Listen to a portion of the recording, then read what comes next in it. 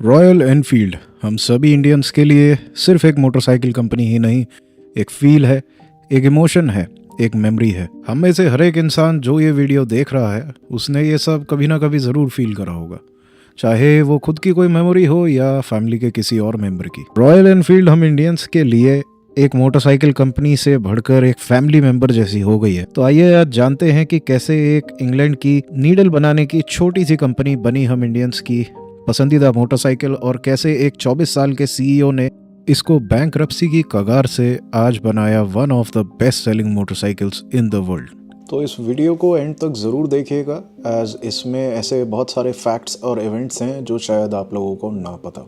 तो साल था 1891 जब Albert Eadie and Robert Smith ने मिलकर एक कंपनी खरीदी जो कि नीडल्स बनाती थी, जिसका नाम था एडी मैन्युफैक्चरिंग इंग्लैंड।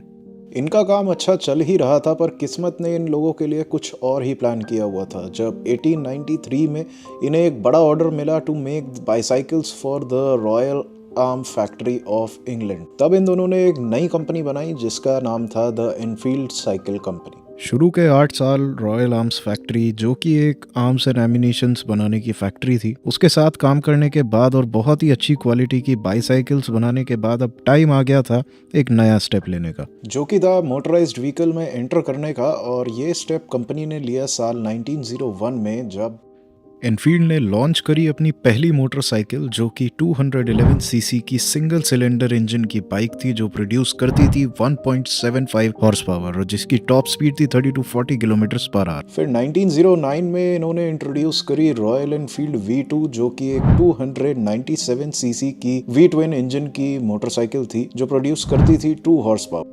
1914 में रॉयल एनफील्ड ने अपनी पहली बड़ी डिस्प्लेसमेंट मोटरसाइकिल, जो कि 770 सीसी की V twin इंजन के साथ थी और जो प्रोड्यूस करती थी अ वॉपिंग 6 हॉर्स पावर।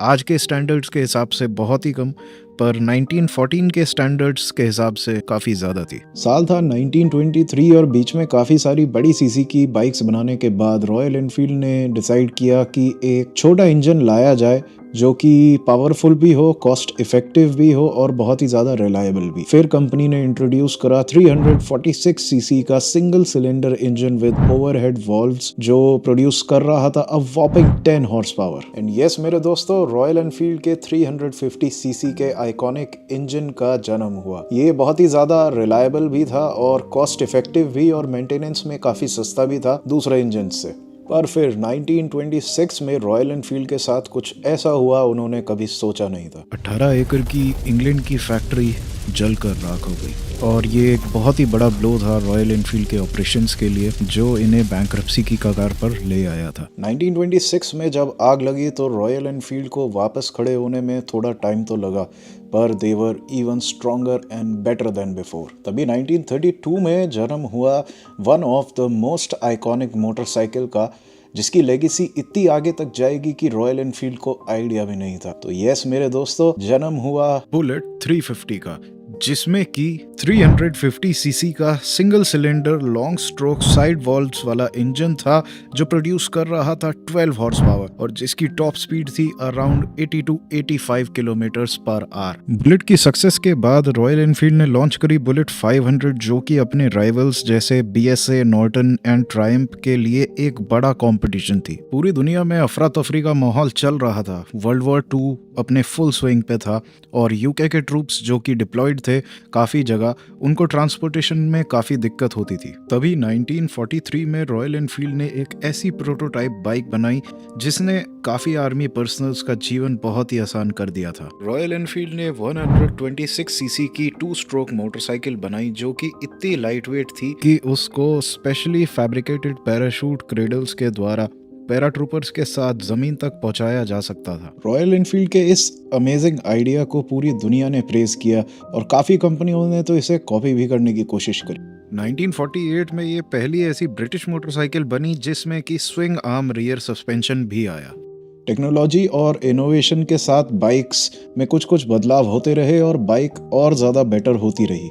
1949 में बुलेट 350 एंड 500 सीसी के न्यू मॉडल्स यूके में लॉन्च हो रहे थे। वहीं दुनिया के दूसरी ओर इंडिया में KR सुंदरम अय्यर ने लॉन्च करी मद्रास मोटर्स, जो कि एक मोटरसाइकिल इंपोर्टिंग कंपनी थी जो इंपोर्ट करती थी ब्रिटिश मोटरसाइकिल्स जैसे कि BSA, नॉर्टन, ट्रायम्फ और इसमें रॉयल एनफील्ड भी इंक्लूडेड थी। KR सुंदरम ने देखा और मार्केट को समझा और ये देखा कि इंडियन मार्केट में रॉयल एनफील्ड की सबसे ज्यादा डिमांड है। 1952 में मद्रास मोटर्स को पहला बड़ा ऑर्डर मिला from the Indian army to deliver 800 units of bullet 350। 1953 में रेडिच जो कि इंग्लैंड में है जहां रॉयल एनफील्ड की फैक्ट्री हुआ करती थी, वहां से बाइक्स इंडिया पहली बार पहुंची और बाइक्स पहुंची हमारी इंडियन आर्मी के पास और ये मद्रास मोटर्स के लिए एक बहुत ही बड़ा सक्सेस साबित हुई। अच्छी डिमांड के चलते और इंडिया में सस्ती लेबर होने के कारण royal Enfield and Madras Motors ने एक नई कंपनी बनाई जिसका नाम था रॉयल एनफील्ड इंडिया और इन्होंने मिलकर इंडिया की पहली फैक्ट्री जो कि तिरुवोत्तियूर में थी, जो कि मद्रास के पास है, उसका इनॉग्रेशन भी किया। 1956 में तिरुवोत्तियूर प्लांट ओपन हुआ and production of bullet 500 and 350 CC begin under licence. शुरुआत में बाइक के पार्ट्स शिपिंग क्रेट्स में अलग अलग आते थे और उनको यहाँ पर तिरुवोत्तियूर प्लांट में असेंबल किया जाता था। साल 1956 के खत्म होते होते अ टोटल ऑफ 163 बुलेट्स यहाँ के प्लांट से बनकर इंडियन रोड्स पे आ चुकी थी। साल था 1964 और ब्रिटेन में मोटरसाइकिल एंथुजियास्ट में एक नया ट्रेंड चल रहा था जिसमें कि बाइकर्स एक कैफे से दूसरे कैफे तक हाई स्पीड रेसिंग करते थे ओपन ट्रैफिक में। और ये ज्यादातर वर्ल्ड वॉर 2 के फाइटर पायलट्स हुआ करते थे जिनके खून में स्पीड बस चुकी थी और इस टाइप के बाइकर्स को बोला गया कैफे रेसर्स। रॉयल एनफील्ड जो कि ट्रेंड्स के साथ अपने प्रोडक्शन में चेंज करते रहते थे, उन्होंने देखा और समझा और लॉन्च करी द आइकॉनिक कॉन्टिनेंटल GT। पर यह आज की तरह 650 सीसी की नहीं बल्कि 250 सीसी की हुआ करती थी, पर अपने लाइट वेट और एरोडायनेमिक्स की वजह से ये प्रोड्यूस करती थी अ वॉपिंग 20 हॉर्स पावर और इसको ब्रिटेन्स फास्टेस्ट 250 का भी खिताब दिया गया। तो छोटी डिस्प्लेसमेंट की मोटरसाइकिल्स में महारत हासिल करने के बाद रॉयल एनफील्ड ने लॉन्च करे 3 न्यू मॉडल्स और ये वही 3 बाइक्स हैं जिनका हमने वीडियो में पहले भी जिक्र किया। तो आइए जानते हैं कि ये 3 मॉडल्स कौन से थे। पहली बाइक थी रॉयल एनफील्ड इंटरसेप्टर जो आज की तरह 650 सीसी की नहीं बल्कि 750 सीसी की हुआ करती थी और जिसकी टॉप स्पीड थी अराउंड 193 किलोमीटर पर आवर जो प्रोड्यूस करती थी 48 हॉर्स पावर। ये उस टाइम के हिसाब से सबसे पावरफुल और फास्टेस्ट बाइक्स में से एक थी। इसी के साथ रॉयल एनफील्ड ने सुपर मीटियोर को भी मार्केट में उतारा जो कि सेम इंजन का थोड़ा सा रिलैक्स्ड और लेड बैक वर्जन था जो कि 692 सीसी का हुआ करता था और इसकी टॉप स्पीड थी around 160 to 165 kilometre per hour. Royal Enfield एक और बहुत ही स्पेशल बाइक को मार्केट में लेकर आए जिसका नाम था कॉन्स्टेलेशन, पर सैडली आज की डेट में ये प्रोडक्शन लाइन में नहीं है। इसके 2-3 इंजन वेरिएंट्स आए थे जो कि 736 सीसी से लेके 800 सीसी तक हुआ करते थे और ये प्रोड्यूस करती थी अ वॉपिंग 52 हॉर्स पावर और जिसकी टॉप स्पीड थी around 200 kilometre per our and this was the most powerful bike from the royal Enfield. ये उस टाइम की बहुत ही आइकॉनिक मोटरसाइकिल्स थी और इन्होंने ही आज कॉन्टिनेंटल GT, इंटरसेप्टर और सुपर मीटियोर जैसी बाइकों को जन्म दिया। ये बाइक्स मेनली बनाई गई थी अमेरिकन मार्केट्स के लिए जहां पर स्पीड और पावर की बहुत ज्यादा डिमांड थी। साल था 1967 और कुछ वीक बिजनेस स्ट्रेटेजीज और बेकार प्लानिंग की वजह से सिर्फ 2 ही मोटरसाइकिल्स प्रोडक्शन में बची थी जो कि 250 सीसी की कॉन्टिनेंटल GT और 750 सीसी की इंटरसेप्टर थी और जिनकी सेल्स दूसरी बाइक्स के मुताबिक लगातार गिरती जा रही। कंपटीशन धीरे धीरे बढ़ता जा रहा था और सेल्स दूसरी तरफ कम होती जा रही थी। कंपनी को अपने एक्सपेंसेस कवर करने में बहुत ही ज्यादा प्रॉब्लम आ रही थी। इसी के चलते रॉयल एनफील्ड ने अपना स्पेयर पार्ट्स का बिजनेस भी दूसरी कंपनी को बेच दिया। रॉयल एनफील्ड को लगा कि इससे सब ठीक हो जाएगा, पर things took turn for the worst जब फाइनली 1970 में रॉयल एनफील्ड को अपने सारे ऑपरेशन सीज करने पड़े and Enfield England filed for bankruptcy. जहां एनफील्ड इंग्लैंड ने अपनी फैक्ट्रीज बंद कर दी थी, वहीं दूसरी तरफ मद्रास मोटर्स भी प्रॉब्लम्स फेस कर रहा था। 1980s के एंड तक आते आते और मद्रास मोटर्स की खराब प्रोडक्शन क्वालिटी के चलते एक्सपोर्ट्स और सेल्स दोनों गिरती जा रही थी क्योंकि बाइक में काफी सारी प्रॉब्लम जैसे कि गियर बॉक्स, वाइब्रेशन इश्यूज और इलेक्ट्रिकल प्रॉब्लम्स की काफी कंप्लेंट आ रही थी। इसी के चलते कंपनी की सेल्स और एक्सपोर्ट दोबारा गिरती जा रही थी। 1990s के आते आते मद्रास मोटर्स को अपना 26% स्टेक आइसर मोटर्स को बेचना पड़ा। और साल 1993 में आइसर मोटर्स बन चुका था मद्रास मोटर्स का मेजॉरिटी स्टेक होल्डर। इसी के चलते अगले साल 1994 में मद्रास मोटर्स, जो कि एनफील्ड इंडिया के नाम से भी जानी जाती थी, उसका नाम चेंज करके रख दिया गया रॉयल एनफील्ड मोटर्स लिमिटेड। इसी के साथ रॉयल एनफील्ड की स्टोरी में एंट्री हुई सिद्धार्थ लाल। सिद्धार्थ जो उस टाइम सिर्फ 24 इयर्स के थे। अगर ये वीडियो मिस्टर सिद्धार्थ तक पहुंच पाए तो I want to thank you from the bottom of my heart for bringing back Royal Enfield to its glory and to its feet. तो चलिए बात करते हैं सिद्धार्थ लाल के बारे में, जिन्होंने इस कंपनी को वापस से जिंदा करा। सिद्धार्थ, जिनकी एज उस टाइम सिर्फ 24 इयर्स की थी और साल 2000 से लेकर 2004 तक इन्होंने कंपनी में अलग अलग ऑपरेशंस और अलग अलग पोजीशंस पर काम किया। सिद्धार्थ का मेन मोटिव था कॉस्ट कटिंग मेजर्स। इसी के चलते इन्होंने अपना राजस्थान का जो प्लांट था वो भी बंद कर दिया और काफ़ी सारे ऑपरेशंस और काफ़ी सारी ऐसी चीज़ें थी जो रॉयल एनफील्ड के एक्सपेंसेस बहुत ज़्यादा बढ़ा रही थी। तो इन्होंने उन सब चीज़ों पर काम किया। इन्होंने अपने एक्सपेंसेस को कम करना शुरू किया। जैसे ही इनके एक्सपेंसेस कंट्रोल में आए वैसे ही इन्होंने सारी की सारी टीम्स को प्रोडक्ट क्वालिटी को इम्प्रूव करने में लगा दिया। पर सिद्धार्थ लाल को रॉयल एनफील्ड की सारी खामियों को फील करना था, जिसे वो कर सकते थे एक रॉयल एनफील्ड को अपना प्राइमरी व्हीकल बनाकर। उसी टाइम सिद्धार्थ लाल ने डिसीजन लिया to replace all the company cars with Royal Enfield motorcycles, जिससे कंपनी एग्जीक्यूटिव्स को बाइक में आ रही प्रॉब्लम्स का सामना फर्स्ट हैंड करना पड़े। ये सब करने के बाद वो निकल गए अपने इंडियन रोड ट्रिप पे। सिद्धार्थ ने फैक्ट्री से नई मोटरसाइकिल लेके इंडिया राइड करना शुरू करा। कुछ ही दिन हुए थे कि उन्होंने कुछ कोर प्रॉब्लम्स को फेस करना शुरू कर दिया, जो थी engine vibration, gear box issues और इलेक्ट्रिकल फॉल्ट्स। टूर के दौरान सिद्धार्थ लाल ने दूसरे रॉयल एनफील्ड राइडर्स से उन इश्यूज के बारे में जाना जो वो फेस कर रहे थे। टूर से वापस लौटकर उन्होंने कंपनी का सोल फोकस प्रोडक्शन क्वालिटी को सुधारना बना दिया था। क्वालिटी सुधारने के लिए उन्होंने एक जापानीज फर्म को भी हायर करा, जिनका काम था एक post production quality check list बनाना और हर बाइक को इंडिविजुअली चेक करना। इस चैलेंज को ओवरकम करने के बाद रॉयल एनफील्ड की सेल्स और क्वालिटी दोनों सुधरने लगी। 2008 में रॉयल एनफील्ड ने लॉन्च करी Thunderbird twin spark with unit construction engine, जिसे यूसीई भी बोला जाता है। और इसी के साथ जन्म हुआ क्लासिक 350 का, जो अपने रेट्रो डिजाइन और अच्छी प्रोडक्शन क्वालिटी की वजह से लोगों की पहली पसंद बन गई। और वो कंपनी लोगों को दोबारा पसंद आने लगी जो हुआ करती थी उनकी पहली पसंद। And trust me guys, it's all because of Siddhartha Lal की कंपनी अपने पैरों पर वापस खड़ी हो रही। इसी समय इंडिया में बाइकिंग कल्चर ने अपनी पकड़ बनानी शुरू कर दी थी। अच्छी रिलायबिलिटी की वजह से रॉयल एनफील्ड टूरिंग कम्युनिटी की पहली पसंद बन गई। बाइक्स अच्छी क्वालिटी होने की वजह से राइडर्स वेंचर आउट करने लगे लद्दाख, स्पीति और ज़ांस्कार जैसी अनएक्सप्लोर्ड जगहों में, जिनमें से एक मैं भी था। रॉयल एनफील्ड के साथ मेरा भी कनेक्शन बहुत ही पुराना है। मैं अपने स्कूल डेज से रॉयल एनफील्ड चलाता आ रहा हूँ। मैं आज भी रॉयल एनफील्ड की इंटरसेप्टर यूज करता हूँ। मेरे से पहले मेरे फादर रॉयल एनफील्ड की बाइक्स यूज करते थे और उनसे पहले मेरे ग्रैंडफादर भी रॉयल एनफील्ड की बाइक यूज करते थे। तो ये एक बहुत ही टचिंग टॉपिक और टचिंग वीडियो है मेरे लिए। शायद ऐसे बहुत सारे राइडर्स होंगे, शायद ऐसी बहुत सारी इंडियन फैमिलीज होंगी जिन्होंने ये सब सेम फील जरूर करा होगा। ये वीडियो बनाने का मेरा मोटिव ये भी था कि ऐसी कुछ स्टोरीज और ऐसी कुछ लोगों को नॉस्टैल्जिया हो कि रॉयल एनफील्ड हम लोगों के साथ कैसे जुड़ी रही है। अगर आप लोगों की भी ऐसी कोई स्टोरीज हैं, ऐसी कोई यादें जुड़ी हुई हैं रॉयल एनफील्ड के साथ, आपके फादर्स, आपके ग्रैंडफादर्स अगर उनको यूज करते थे, आप भी उन्हें आज यूज करते हैं, तो कमेंट्स में जरूर बताइएगा। So now let's continue with our video. Siddhartha Lal ने काफी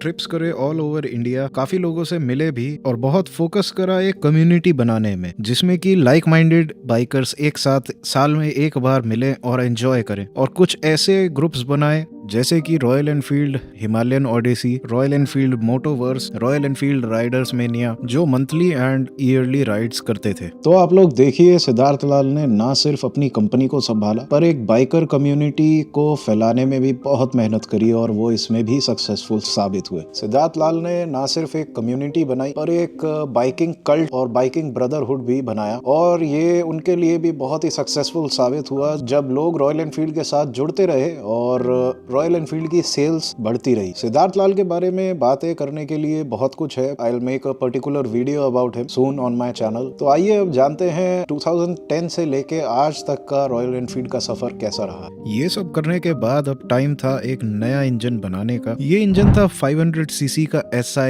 इंजन, जो कि एयर कूल्ड था और इसमें कार्ब्स की जगह फ्यूल इंजेक्शन का इस्तेमाल किया गया, जो प्रोड्यूस कर रहा था 27.2 हॉर्स पावर। इसी इंजन के साथ रॉयल एनफील्ड ने 2012 में लॉन्च करी क्लासिक 500 डेजर्ट स्टॉर्म, जो कि मार्केट में आते ही आग की तरह फैल गई। डेजर्ट स्टॉर्म और थंडरबर्ड 500 ने बहुत ही अच्छी परफॉर्मेंस और रिलायबिलिटी के साथ रॉयल एनफील्ड की इंडियन मार्केट में एक बार फिर से पहचान बनाई। और रॉयल एनफील्ड ने पहली बार 1,13,000 मोटरसाइकिल्स को एक ही साल में सेल किया। ये कंपनी के लिए एक बहुत ही पॉजिटिव साइन था। 2013 में बढ़ती हुई डिमांड को देखते हुए ओरगदम प्लांट का इनॉग्रेशन भी किया गया, जो कि एक state of the art factory थी और ये रॉयल एनफील्ड को अपने ग्लोबल एम्बिशंस मीट करने के लिए एक बहुत ही बड़ा और पॉजिटिव स्टेप भी था। इसी के साथ रॉयल एनफील्ड ने लॉन्च करी 535 सीसी की UCE इंजन वाली continental GT cafe racer.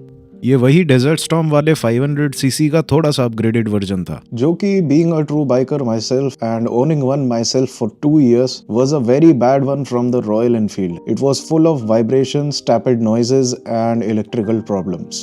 Then in 2015 Royal Enfield acquired Harris Performance, who are renowned for their chassis work and high performance engine parts. Harris Performance एक company थी जो कि 2 motorcycle enthusiast भाइयों ने खोली थी और ये लोग स्पेशलाइज करते थे एग्जिस्टिंग मोटरसाइकिल्स की चेसी को बेटर बनाने में और इंजन के हाई परफॉर्मेंस रेसिंग पार्ट्स बनाने। इनकी बनाई मोटरसाइकिल्स बहुत ही हाई परफॉर्मेंस की हुआ करती थी और बहुत बड़ी रेसेस जैसे कि MotoGP और आइल्स ऑफ मैन TT में इनकी बाइक्स बहुत अच्छा परफॉर्म करती थी। 2016 में सिद्धार्थ लाल और हैरिस परफॉर्मेंस ने एक नए सेगमेंट पे ध्यान दिया और लॉन्च करी द फेमस हिमालयन 411। ये एक पर्पस बिल्ड एडवेंचर टूरर थी, जिसकी इंडियन मार्केट में तो बहुत ही ज्यादा कमी थी बहुत सालों से। हैरिस परफॉर्मेंस और सिद्धार्थ लाल ने मिलके इस कमी को देखा और लॉन्च करी हिमालयन 411, जो कि ना सिर्फ इंडिया के मार्केट में छा गई पर ऑल ओवर द वर्ल्ड भी उसको बहुत ही ज्यादा पसंद किया गया। Europe, north and south America, Asia, Australia, New Zealand में हिमालयन को बहुत ज्यादा पसंद किया गया, एज इस सेगमेंट में इतने कम प्राइस में कोई भी एडवेंचर बाइक मार्केट में कहीं भी अवेलेबल नहीं थी। हिमालयन ने रॉयल एनफील्ड को लोकली एंड ग्लोबली ग्रो करने में बहुत ही ज्यादा हेल्प करी। हिमालयन एक ऐसे सेगमेंट की बाइक थी जो अभी तक इंडिया में था ही नहीं। हिमालयन में काफी सारी कमियां भी थी, पर चाहे वो बाइक रेंट पे देने वाले लोग हों या राइडर्स हों जो कि पसंद करते थे एक अपराइट पोजीशन और एक एडवेंचर टूरिंग बाइक, उन सभी लोगों ने पसंद करी रॉयल एनफील्ड की हिमालयन 411 और ये एक आइकॉन बन गई अपने ही सेगमेंट में। हिमालयन की सक्सेस के बाद रॉयल एनफील्ड को कोई ऐसी मोटरसाइकिल की जरूरत दिखी जो इन्हें एक बार से फिर से बिग डिस्प्लेसमेंट मोटरसाइकिल की कैटेगरी में उतार दे। और इंडिया में बाइकिंग कल्चर को देख और बड़ी डिस्प्लेसमेंट की बाइक्स की डिमांड को बढ़ता देख रॉयल एनफील्ड ने हैरिस परफॉर्मेंस के इंजीनियर्स के साथ मिलके यूके में बनाई ऐसी 2 मोटरसाइकिल्स जो 1970 से अंधेरे के किसी कोने में छुप गई थी और उनके बारे में दुनिया भूल भी गई थी। वो बाइक्स थी the famous interceptor 650 and continental GT। इन दोनों मोटरसाइकिल्स में आया एक इतना परफेक्टली ट्यून्ड 650 सीसी का पैरेलल ट्विन इंजन, जो कि ट्विन सिलेंडर इंजन था जो प्रोड्यूस कर रहा था 47 हॉर्स पावर। ये इंजन इतना परफेक्टली ट्यून्ड और रिलायबल था कि इसको बहुत अवार्ड्स दिए गए और यूरोप में तो best motorcycle of the year का अवार्ड भी दिया गया। ये इंजन और टाइमलेस डिजाइन वाली इन दोनों मोटरसाइकिल्स को पूरी दुनिया में बहुत ही ज्यादा पसंद किया गया और रॉयल एनफील्ड की सेल्स जो कि सिर्फ 1,13,000 थी 2012 में, वो आज इन्हीं परफेक्ट इंजन्स और टाइमलेस डिजाइन की वजह से 10 गुना हो गई है। Today royal Enfield is selling more than 10 lakh motorcycles per year. 2021 में एक और नया इंजन लॉन्च किया गया जिसे J सीरीज इंजन कहते हैं। वो आपको देखने को मिल जाएगा रॉयल एनफील्ड हंटर में क्लासिक 350 मीटियोर मीटियोर जैसी बाइक्स में। 2023 में लॉन्च करी गई हिमालयन 450 जो कि एक शेरपा इंजन के साथ आती है और इस बाइक ने सारे ही पिछले रिकॉर्ड्स तोड़ दिए। इस बाइक को बहुत ही ज्यादा प्रेज किया जा रहा है ऑल ओवर द वर्ल्ड। मुझे रॉयल एनफील्ड का फ्यूचर बहुत ही ज्यादा ब्राइट दिखता है and my sincere thanks to mister Siddhartha Lal for bringing the company back from its grave. तो आज हम लोगों ने इस वीडियो में कवर करा the history of royal Enfield from 1901 up till 2024. So guys, if you like this kind of informative videos, do let me know in the comments and make sure to like, share and subscribe to the channel as it helps the channel to grow. So thank you and comments में जरूर बताइएगा कि आप लोगों को इस तरीके की वीडियो पसंद आई या नहीं। Thank you.